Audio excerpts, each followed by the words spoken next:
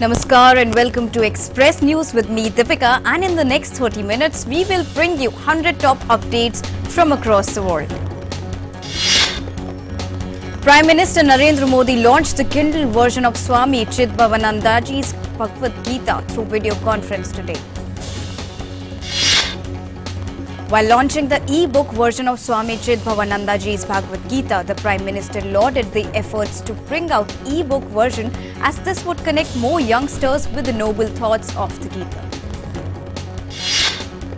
PM also said that this e-book would also deepen the connect between eternal Gita and the glorious Tamil culture. It would enable the Tamil diaspora spread across the world to read it easily. Paying homage to Swami Chidbhavanandaji, Prime Minister said the body, mind, heart and soul of Swami Chidbhavanandaji was devoted to India's regeneration. He noted that Swami Vivekananda's Madras lectures inspired Swami Chidbhavanandaji to put the nation above everything else and serve the people. PM praised Ramakrishna Mission for their commendable work in community service, healthcare, education and carrying forward the noble work of Swami Chidbhavanandaji. The Prime Minister said the beauty of the Gita is in its depth, diversity and flexibility. He noted that Acharya Vinoba Bhave described the Gita as a mother of who would take him in her lap if he stumbled. Great leaders like Mahatma Gandhi, Lokmanya Tilak, Mahakavi Subramanya Bharati were inspired by the Gita. PM said the Gita makes us think, inspires us to question, encourages debate and keeps our mind open. He added anybody who is inspired by Gita would always be compassionate by nature and democratic in temperament. PM said the Bhagavad Gita is a treasure of thoughts that reflects the journey from depression to victory. He said the path shown in the Srimad Bhagavad Gita becomes ever relevant at a time when the world is fighting a tough battle against an epic global pandemic and bracing for a far-reaching economic and social impact. MAHASHIVRATRI is being celebrated across the country with full religious fervour and gaiety. MAHASHIVRATRI is a celebration of Lord Shiva's marriage with Goddess Parvati. In Madhya Pradesh, priests at Ujjain's Mahakal temple offered prayers and performed Abhishek of Lord Shiva on the occasion of MAHASHIVRATRI. In UP, LAKH of devotees took holy dip in rivers and worshipped Lord Shiva on the occasion of MAHASHIVRATRI. In Gorakhpur, devotees arrived in huge numbers at Jharkhandi Mahadev temple to offer prayers on MAHASHIVRATRI. In MAHASHIVRATRI, devotees offered prayers at Bhima Shankar temple in Pune. In the national capital, also MAHASHIVRATRI is being celebrated with great enthusiasm. Devotees are offering prayers at various temples of the city, including Gauri Shankar temple, to mark the occasion. President Ramnath Kovind also greeted people on MAHASHIVRATRI. In a tweet, the president said, "Greetings to countrymen on the auspicious occasion of MAHASHIVRATRI. May this festival, which is celebrated as remembrance of the sacred wedding of Goddess Parvati and Lord Shiva, turn beneficial for humanity." Prime Minister Narendra Modi has greeted the people on the occasion of MAHASHIVRATRI. In a tweet, the Prime Minister said, "Greetings on the special occasion of MAHASHIVRATRI. Har Har Mahadev." Sand artist SUDARSHAN PATNAIK also created a sand art dedicated to Lord Shiva and Goddess Parvati on the occasion of MAHASHIVRATRI at Puri beach. Sadhus of Shuna Akhada participated in first Shahi Snan of Kumbh Mela 2021 in Haridwar on the occasion of MAHASHIVRATRI.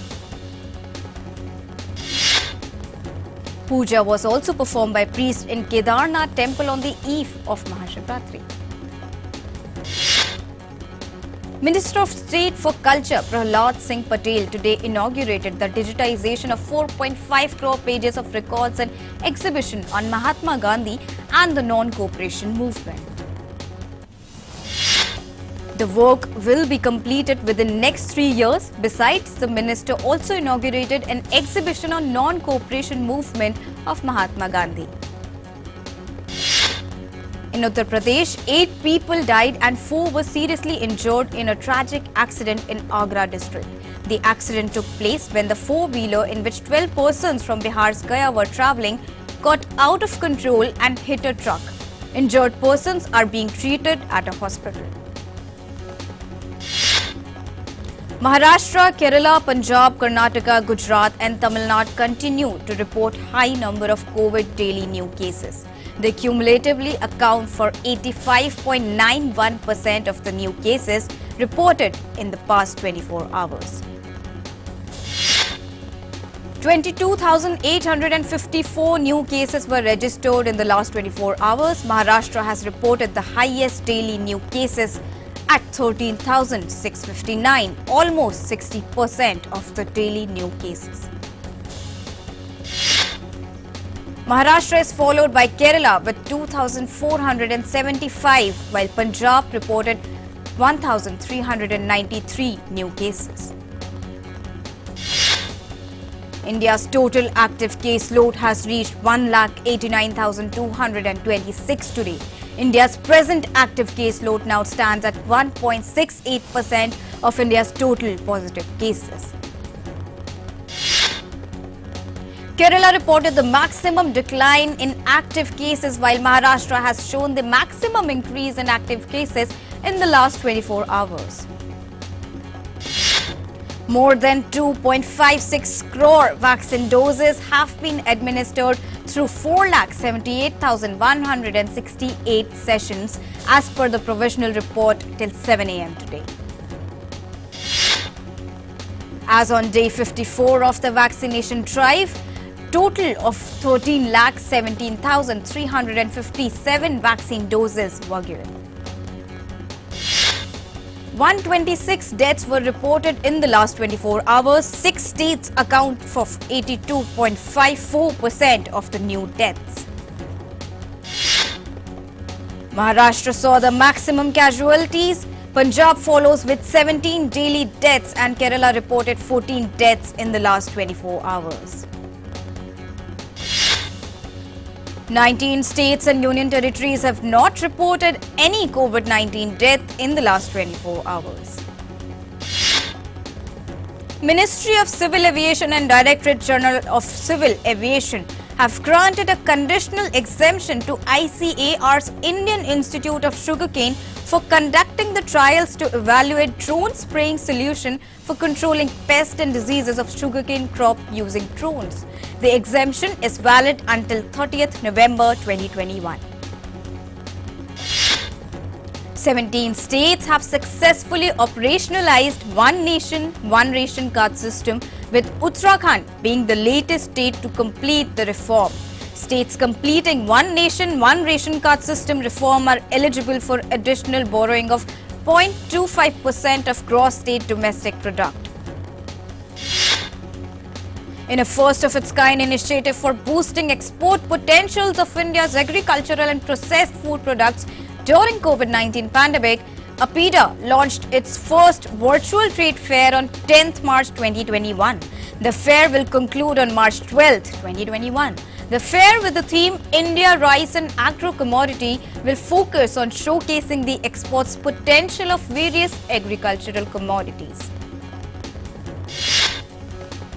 HSBC Holding PLC's Germany head Carolina von Schmidtau is leaving the bank after the British lender announced a stronger focus on its business in Asia. The lender has termed it as his personal decision to leave. She will be replaced by Nicola Salzano effective May 1st. Europe's Stoxx 600 index advanced on Wednesday's closing trend led by technology and commodity shares.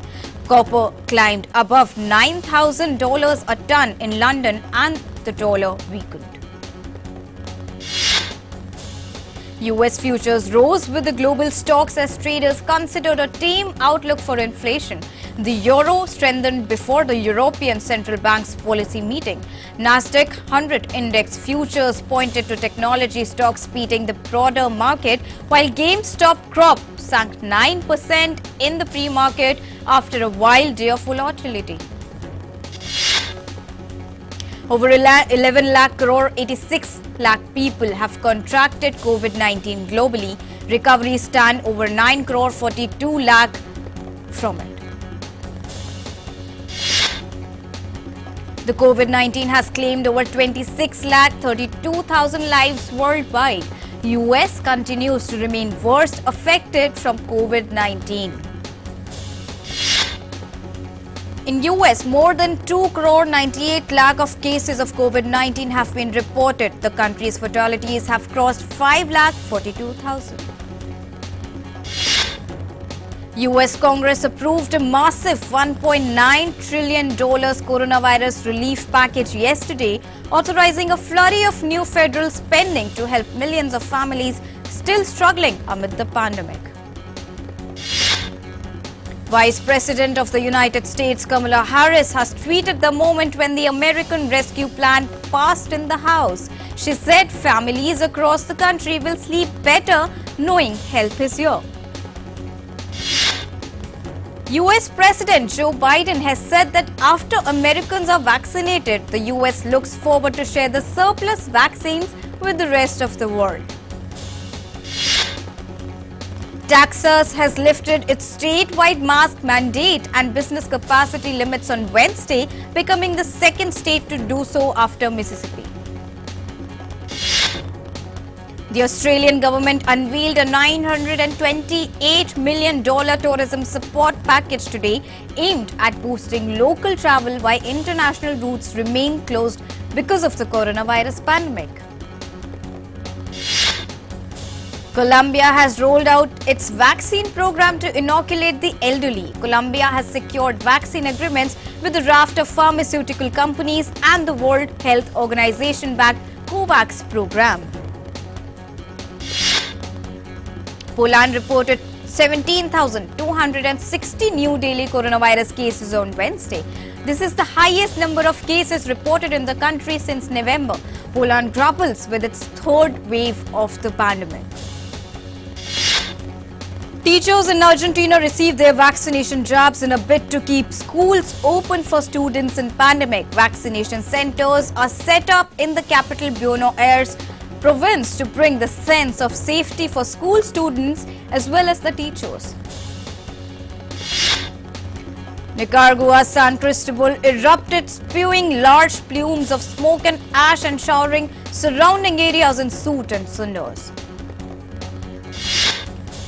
U.S. Secretary of State Antony Blinken will meet top Chinese officials on March 18th during a stop in Alaska, the State Department said on Wednesday. This would be the first high-level in-person contact between the two countries under the Biden administration.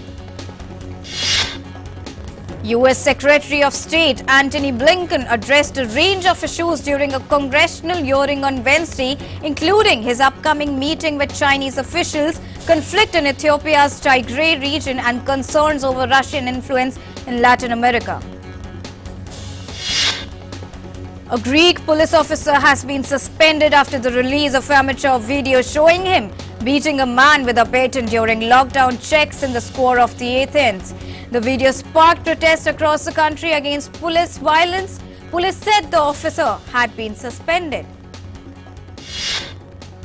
The UN Security Council has agreed on a statement that condemns violence against Myanmar protesters and has urged military restraints but dropped language condemning the army takeover as a coup and threatening possible further action due to opposition by China, Russia, India and Vietnam. UN Secretary General Antonio Guterres marked the 10th anniversary of Syria conflict, which was a crackdown by Syrian President Bashar al-Assad on pro-democracy protesters in 2011, led to civil war with Moscow backing Assad and Washington supporting the opposition. Millions of people have fled Syria and millions are internally displaced. The UN Secretary General said that Syria is a living nightmare where about half the children have never lived a day without war and 60% of Syrians are at a risk of going hungry. Ivory Coast Prime Minister Hamid Bakayoko has died in Freiburg in southwest Germany 2 days after his 56th birthday. Heavy rains lashing the northern Bolivian department of Pando have triggered evacuations as the Tahamuanu, Acre and Madre de Dios rivers overflow. Bolivian soldiers evacuated residents, animals and household items. Two new murals marking International Women's Day have been installed by the artist in Washington, D.C., including a giant piece of crochet yarn depicting Vice President Kamala Harris measuring 800 square feet. The mural will stand in Washington, D.C.'s wharf until Memorial Day 2021. Behind the counter of a pharmacy in Schwentzville, near Philadelphia, owner Mayank Amin has been working late into the night since the independent drugstore received state approval to administer COVID-19 vaccines in late January. With a unique method of his own, Amin, known as Dr. Mac, dresses up as Superman while he vaccinates patients. The art of people is a true mirror of their mind, and French artist Francis Picabier's window of mind and artwork LAKH is set to go up for auction. Zagreb's Museum of Illusions is not only one of the most visited venues in the Croatian capital, but is also the origin of the biggest chain of private museums with 30 locations around the world. The museum offers a number of optical illusions for its visitors to enjoy. With spring and COVID-19 vaccines within sight, Hungarian confectioner Laszlo Ramoxi is sending a message of hope for Easter by creating chocolate bunnies holding vaccine syringes. Science fiction fans in the Russian city of Yakutsk built a replica of the Razor Crest gunship from the Mandalorian series in their local park. The installation is 14 meters long, 10 meters wide, 4 meters high and weighs more than a ton. When she escaped war in Syria to Lebanon's Burj al-Barnreja camp in 2013, Fatima Khalifa had nearly lost everything. More than 7 years later, a simple embroidering technique handed down by generations of Palestinian artisans which she had learned in art class is helping her and more than 30 women weather the multiple hardships they face in Lebanon. Rasool Razi gently picks oyster mushrooms at his farm in Afghanistan's capital of Kabul, placing them into a basket as he supplies them to markets every day. Razi was introduced to a mushroom farm in Russia by a friend. After successfully attempting to claim asylum, Razi returned to Afghanistan and started cultivating his own mushrooms. Macau Library Week is inviting book lovers to various libraries in Macau to exchange books. The event will run till April 11th. These visuals are from Old Court Building, which is all set to witness the book exchange event on April 24th and 25th. Situated 15 kilometers from Tra-Vin province, Quan Shim Islet has become a new and popular community-based tourist destination this year. Tourists can also get a chance to enjoy unique meals made by the local residents and can also participate in various activities. For years, Singaporean national Shia Amos was pursuing his dream career in Russia, leading dozens of orchestras across the country every year as an aspiring classical conductor. However, when the pandemic hit, Amos lost his job and returned to Singapore. Determined not to stay jobless, now Shia has been spending 10 to 12 hours a day delivering food and drinks to customers while listening to his favorite symphony orchestra pieces. Sydney ushered in the Lunar New Year with 2 new pink ox lanterns which were unveiled at the entrance to the city's Chinatown. The 2.4-meter tall illuminated lanterns were designed by artist Chrissy Lau, who drew inspiration from the Japanese Maneki Neko beckoning cat. A Finnish tech startup hopes to produce protein out of thin air and not much more, creating a plant-based product that they can put into healthy drinks and yogurts or even turn into a meatless schnitzel. The startup has now received nearly 25 million euros in government and private funding to commercialize the product called SUDARSHAN. 4,000 kilometers from Moscow, near the shores of the Angara River, a Russian firm operating a vast data center run on cheap local hydroelectric power is reaping the rewards of Bitcoin's surging prices and plans to double its power output this year. A group of guests picked purple tip 10 leaves on a fine morning at a farm in Gatanga, central Kenya. The guests are a part of Gatura Green's tea tour launched last October to get more Kenyans drinking the specialty. A rapidly growing base of consumers in the East African nations are flocking to specialty teas, including purple tea, due to their health benefits. In Vijay Hazare Trophy, Uttar Pradesh defeats Gujarat by 5 wickets to enter the grand finale. Gujarat were struggling at 92 runs for the loss of 5 wickets in 26 overs. On the other side, in Vijay Hazare Trophy, Mumbai yet again to reach grand finale riding on Prithvi Shaw's century. Opening batsman and Mumbai captain Prithvi Shaw slammed his 4th 100 in the ongoing Vijay Hazare Trophy. With his 4th stunt, Shaw also became the highest run scorer in a single edition of the Vijay Hazare Trophy. Karnataka opener Devdutt Padikkal joined Mumbai skipper Prithvi Shaw to surpass Mayank Agarwal's tally of most runs in a single. Following his breathtaking century in the 4th test against England, young Indian wicket-keeper batsman Rishabh Pant achieved a career-best 7th spot in the ICC Test rankings. Indian spin duo of Ashwin and Akshar Patel, who ripped through the England innings time and again during the series, also made it to the bowlers' ranking. The International Cricket Council Chief Executive Officer Manu Sawhney may resign before the completion of his term. With an eye on this year's T20 World Cup, India will face England in first T20 at Ahmedabad. New Zealand have announced a 13-man squad for the ODI series against Bangladesh starting from March 20th. Tom Latham will captain New Zealand in the absence of injured skipper Kane Williamson for the ODI series against Bangladesh. Two-time Olympic medalist Sushil Kumar has been re-elected as the president of the School Games Federation of India.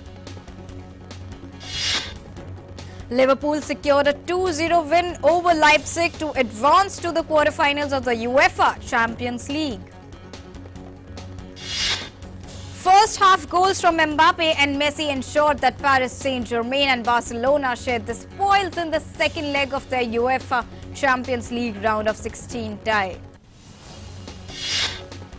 Atletico Madrid took another step towards the La Liga title after coming from behind to secure a 2-1 home win over Athletic Bilbao. Bulletproof police pal Spike and Bishop swap London for Cape Town in the 3rd series of the British television show.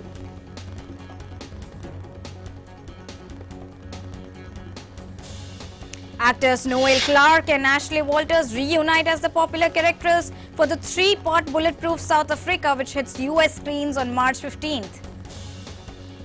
There's been no scientific method found to cultivate white Elba truffle, and the secret to their discovery lies solely with the locals, who are the subject of new documentary The Truffle Hunters.